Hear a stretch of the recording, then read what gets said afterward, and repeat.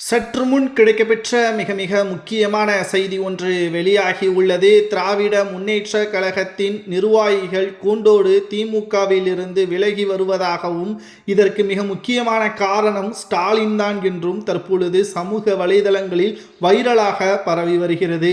அதிமுகவில் இருந்து விலகிய மூத்த நிர்வாகிகள் திமுகவில் இருந்து ஒட்டுமொத்த முக்கிய பதவிகளையும் கைப்பற்றி விட்டார்கள். ஆனால் காலமாக திமுகவில் இருக்கக்கூடிய நிர்வாகிகளுக்கு எந்த ஒரு உயர் பதவியும் கொடுக்கப்படவில்லை என்றும், ஒன்று வாரிசின் அடிப்படையில் முக்கியத்துவம் கொடுக்கிறார்கள், அல்லது பிரபல கட்சியிலிருந்து திமுகவிற்கு வந்தால் அவருக்கு அமைச்சர் பதவி வரை கொடுக்கிறார்கள்.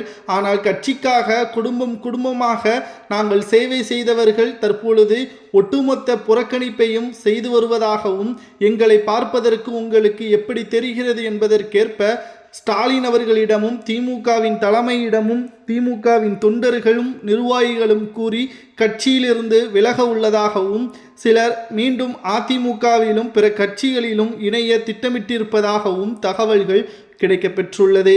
2026 சட்டசபை தேர்தல் நடைபெறுவதற்கு 9 மாதங்கள் இருக்கக்கூடிய நிலையில் குடும்ப அரசியலையும் பிற கட்சியிலிருந்து வந்தவர்களுக்கு முக்கிய பதவிகளையும் கொடுப்பது அதிருப்தியில் திமுகவின் தொண்டர்கள் இருப்பதாக நம்மால் பார்க்க முடிகிறது. அனைத்து இந்திய அண்ணா திராவிட முன்னேற்ற கழகம் நிச்சயமாக 2026 சட்டசபை தேர்தலில் வெற்றியடைந்து விட்டால் அடுத்த 10 ஆண்டுகள் திமுகவின் நிலைமை கேள்விக்குறியாக மாறிவிடும். பலரும் திமுகவிலிருந்து விலகுவார்கள். உதயநிதிக்கு எதிராகவும் திமுகவின் தலைமையில் பேச்சுவார்த்தையும் நடத்தப்படும்.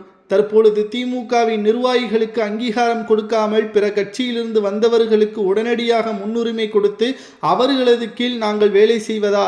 அவர்களை நாங்கள் ஒரு காலத்தில் விமர்சனம் செய்தோம், தற்பொழுது அவர்களுக்கு கீழ் வேலை செய்வது எப்படி பொருந்தும் என்பதற்கேற்ப திமுகவின் நிர்வாகிகள் கேட்கப்படுவது சரியாக இருக்கிறதா என்பதையும், 2026 சட்டசபை தேர்தலில் திமுக எப்படியாவது வெற்றியடைந்து விட வேண்டும் என்று ஒரு பக்கம் பூத் கமிட்டிகளை அமைத்து வருகிறார் ஸ்டாலினும் உதயநிதியும்.